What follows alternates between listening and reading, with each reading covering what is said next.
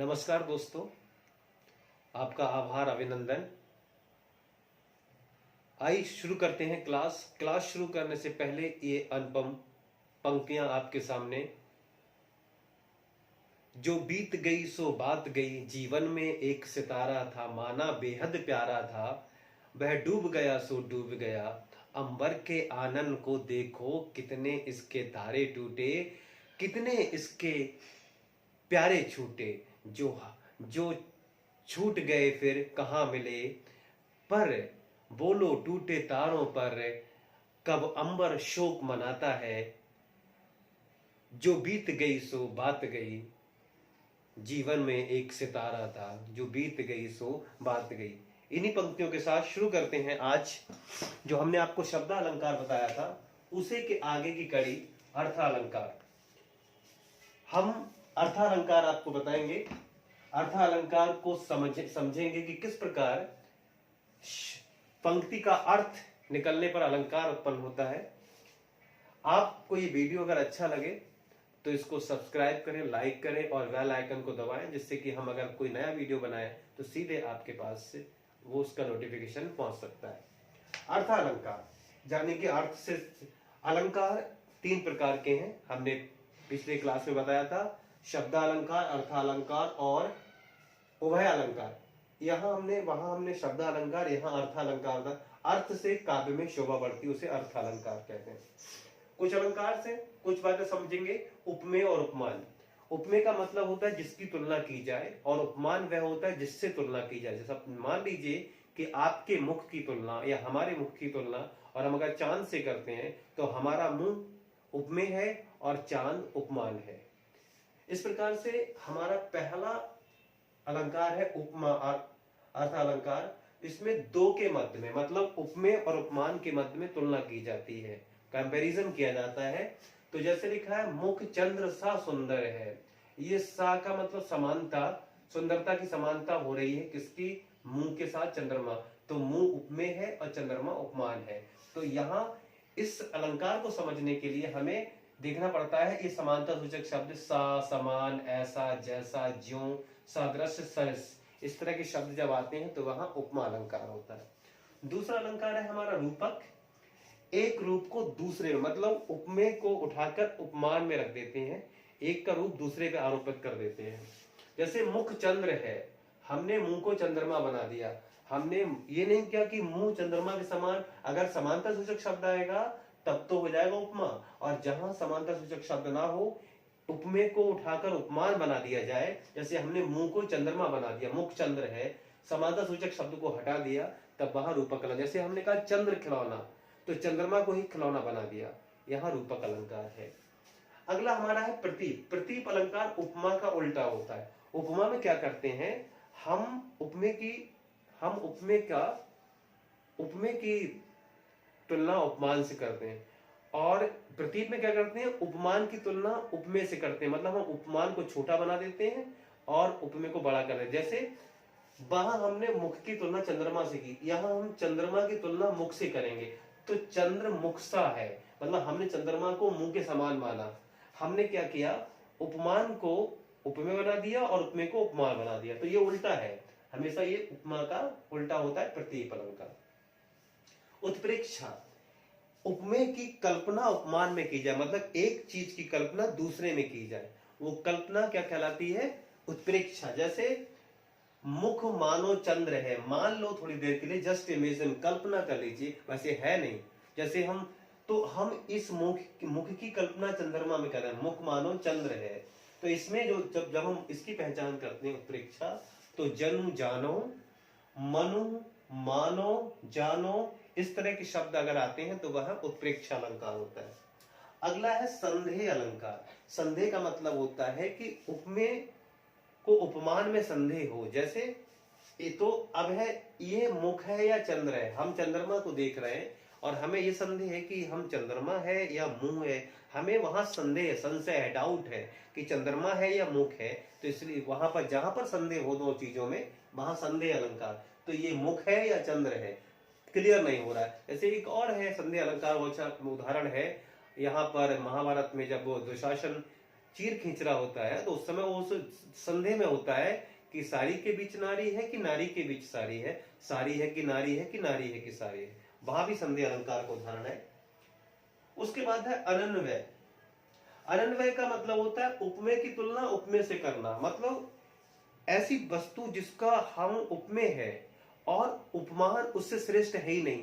तो जैसे मान लीजिए राम की तुलना किसी से करना, तो राम को हमने श्रेष्ठतम माना है, तो राम की तुलना किसी और से नहीं कर सकते, तो राम की तुलना राम से ही कर दें, वो अनन्वय होता है। तो राम से राम, और सीता की तुलना सीता से कर दें, सिया से सिया।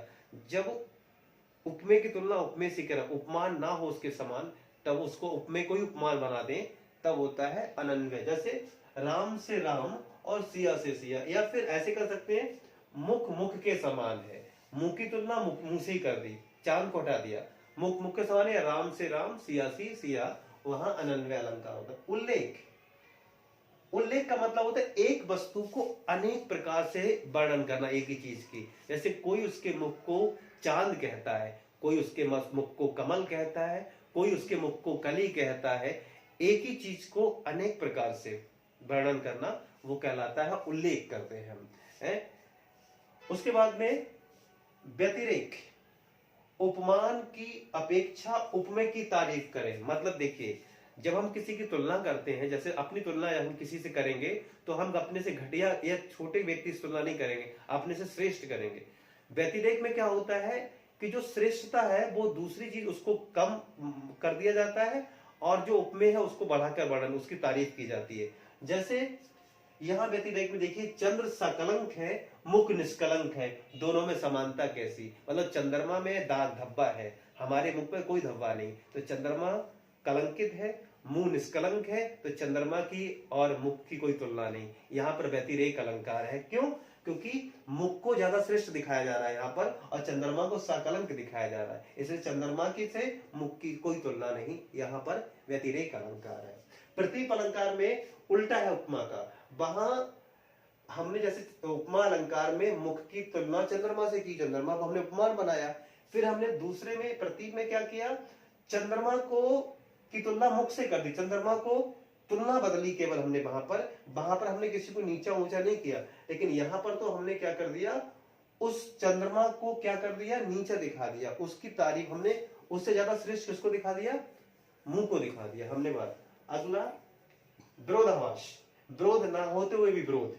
मीठे लगे अखियां न लुनाई, मतलब जब अखियों को हम, जब हम एक जगह अगर हम दुख की बात करते हैं तो मीठी नहीं लग सकती। तो यहां पर ये चीज है कि ऐसा विरोधाभास कि हम कहें ये खट्टा मीठा स्वाद है, गलत है। खट्टा मीठा नहीं हो सकता, या तो खट्टा होगा या फिर मीठा होगा। विरोधाभास की बात करते हैं। आगे विशेषोक्ति, कारण रहते हुए भी काम ना होना। विशेषोक्ति का मतलब है कि कारण है और उसके बाद भी काम नहीं हो रहा है। जैसे कारण होते हुए काम ना होना असंगति को विशेषोक्ति होती है। जैसे नैनन से जल की वर्षा होती और फिर भी प्यास नहीं बुझती। नैनों से पानी बरस रहा है, धार पानी की बह रही है और उसके बाद भी प्यासे हैं, तो कारण है, उसके बाद भी कार्य संपन्न नहीं हो रहा। जो हमें जिसकी चाहत है वो पूरी नहीं हो रही, पानी है फिर भी प्यास नहीं बुझ रही, तो कारण होते हुए भी कार्य ना होना, वहां होता है विशेषोक्ति। असंगति, कारण और कार्य में संगति ना होना। कारण कुछ और कह रहा है, काम कुछ और है, दोनों में एक साथ कोऑर्डिनेशन नहीं होना, वो असंगति होती। जैसे आप देखते हैं यहां पर द्रग उर्जत और टूटत कुटुंब। जब आंखें उजरती हैं तो आंखें ही टूटनी चाहिए, घर कैसे टूट गया। तो मतलब इस लाइन का दोनों से कोई एक दूसरे से तारतम्य नहीं है, संबंध नहीं है। तो द्रग उजरत है तो द्रग ही टूटने चाहिए। जब कोई जो चीज उलझती है वह टूटेगी या दूसरा टूट जाएगा। तो ये कह रहे हैं द्रग उजरत और टूटत क्या, कुटुंब टूट जाता है, घर टूटता है। तो यहाँ संगति, कारण और कार्य में संगति नहीं है। जो रीजन दे रहे हैं उसका सही मतलब नहीं निकल रहा है। तो यहाँ असंगति जहां होती है वो असंगति अलंकार। मानवीकरण, अमानव, जो मानव नहीं है इस पृथ्वी पर, इस प्रकृति में जो मानव नहीं है उसको हम मानव बना के पेश करें। जैसे पौधे हैं, पशु हैं, पक्षी हैं, कीड़े हैं और जितनी भी निर्जीव चीजें हैं, हम उनको मानव का रूप बना के प्रेजेंट करें। जैसे हम सागर की लहरें नाचती हुई बोली, फूल हंसे कलियां मुस्काई, इस तरह की, या मैंने कहा फूलों से तो वो खिलखिला के हंस दिए। ये सारे उदाहरण मानवीकरण हैं। जैसे यहाँ देखिए, अमानव को मानव के रूप देना, फूल हंसे, मेघ आए बड़े बन ठन के, मतलब मेघ को हमने मेहमान बना दिया, मेहमान बन ठन के आता है। यहाँ बादलों को हमने कहा बादल बड़े बन ठन के आए बारिश के लिए, तो यहाँ पर क्या है, मानवीकरण है। फिर हमारा एक अलंकार है विभावना। देखो विशेषोक्ति में हमने बताया था, कारण रहते हुए भी कार्य ना होना। विभावना में क्या है, कारण नहीं होता उसके बाद कार्य होता है। वहां कारण है विशेषोक्ति में तो भी काम नहीं हो रहा है, यहाँ कारण नहीं है फिर भी कार्य हो रहा है विभावना अलंकार में। तो बिन पद चले सुने बिन काना, मतलब पैर नहीं है फिर भी चल रहा है, कान नहीं है फिर भी सुन रहा है, कर विद कर्म करे विधि नाना। तो ये ईश्वर के लिए कहा गया। ईश्वर की जो महिमा है वो बड़ी विचित्र होती है। कान नहीं, पैर नहीं, और उसके बाद भी सब हर जगह पहुंच जाता है और सब कुछ सुन लेता है। ये हमारे कुछ अलंकार थे जो हमने, अभी चुनिंदा अलंकार जो ज्यादातर परीक्षा में पूछे जाते हैं, हमने उन पर बात की। हमें जहां तक आशा है आपको समझ में आएंगे। साथ ही साथ में बाकी इसके संबंध में अगले क्लास में फिर मिलेंगे। तब तक के लिए देखते रहिए, समझते रहिए, सीखते रहिए, यूं ही जीवन का आनंद लेते रहिए। I will see soon. Thank you.